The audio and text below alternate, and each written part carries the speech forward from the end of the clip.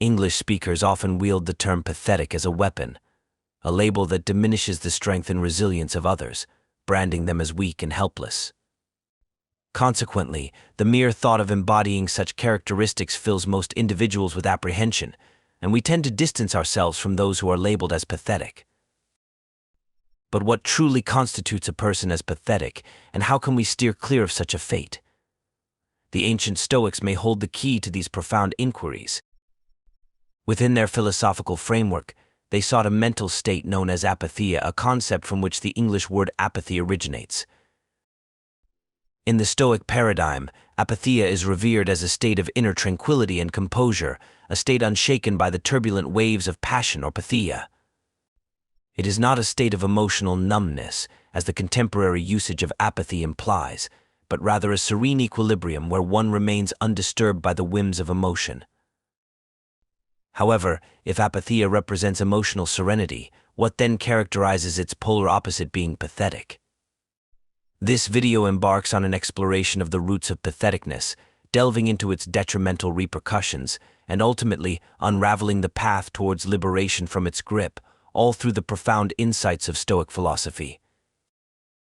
Join us as we dissect the essence of what renders us susceptible to patheticness, and uncover the timeless wisdom that empowers us to transcend its limitations. Regrettably, there exists a widespread misconception surrounding the Stoic perspective on emotions.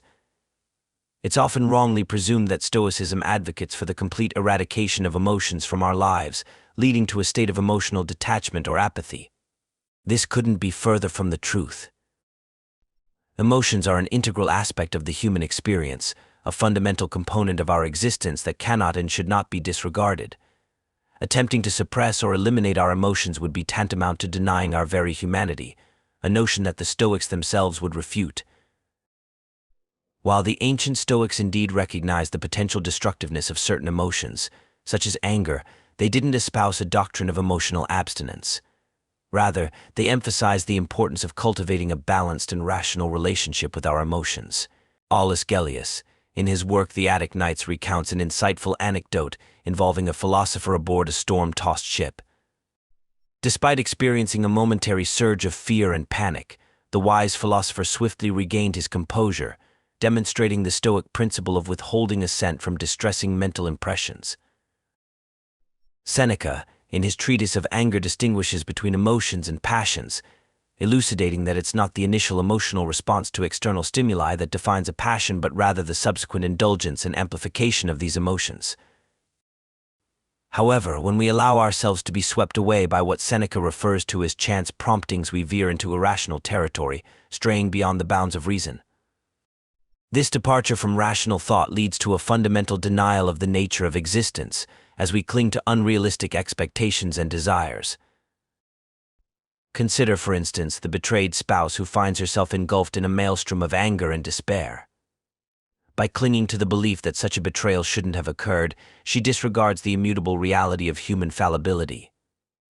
Accepting this reality allows her to transcend the transient turbulence of emotion, reclaiming her inner equanimity. In essence, the Stoic philosophy underscores the importance of maintaining a rational and balanced outlook towards the world.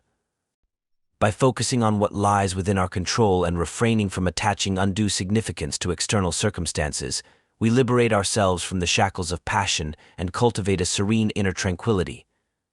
However, is this truly the case? According to Stoic philosophy, events occurring external to us are inherently neutral. It is our interpretations and judgments of these external events that imbue them with positive or negative connotations. Thus, different individuals may react divergently to identical circumstances. What may evoke distress in one person may scarcely affect another. A prime example of this divergence is found in the philosopher Epicurus, who, despite enduring excruciating pain due to a bladder stone, maintained a cheerful disposition. Moving forward, let's delve into the Stoic understanding of fear.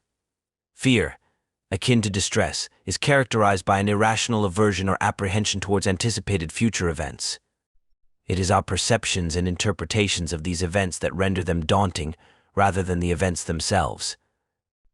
Unlike distress, fear pertains to anticipated future scenarios, leading to what can be described as anticipatory anxiety. Consequently, individuals may shy away from potential opportunities and shirk their responsibilities. Seneca eloquently articulated this phenomenon in a letter to his friend, Lucilius, stating, "There are more things likely to frighten us than there are to crush us. We suffer more often in imagination than in reality." Next, let's examine the Stoic perspective on lust. The ancient Stoics viewed lust as an irrational longing for future desires that lie beyond our control. Engaging in lustful desires burdens us with insatiable cravings for fulfillment, often resulting in disappointment when our desires remain unattained.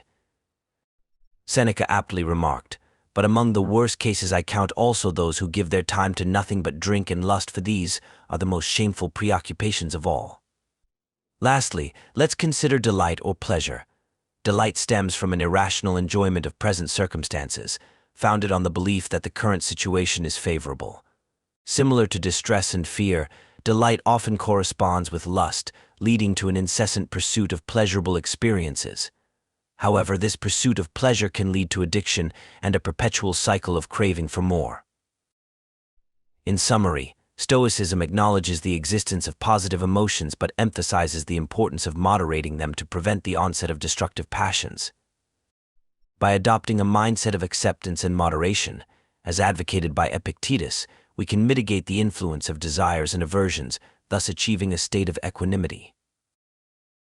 However, resisting the allure of these temptations is undoubtedly challenging, especially in a world saturated with opportunities for indulgence. The key lies in diligent practice. We must continually train and fortify our attitudes to strengthen our resolve. For every desire and aversion we seek to overcome, there exists an inner quality waiting to be cultivated. Through dedicated practice, we can gradually gain a firmer grip on our passions. In the face of temptations that stoke lust and desire, we must exercise self-control. When confronted with adversity, it is essential to maintain optimism, to seek the silver lining, and to endure with unwavering resolve. When gripped by fear and the urge to avoid, we must summon courage to confront our fears head-on. And in encounters with unfriendly, ignorant, and disrespectful individuals, let us respond with compassion and understanding. Thank you for accompanying us on this philosophical journey. Your engagement and reflection are deeply appreciated.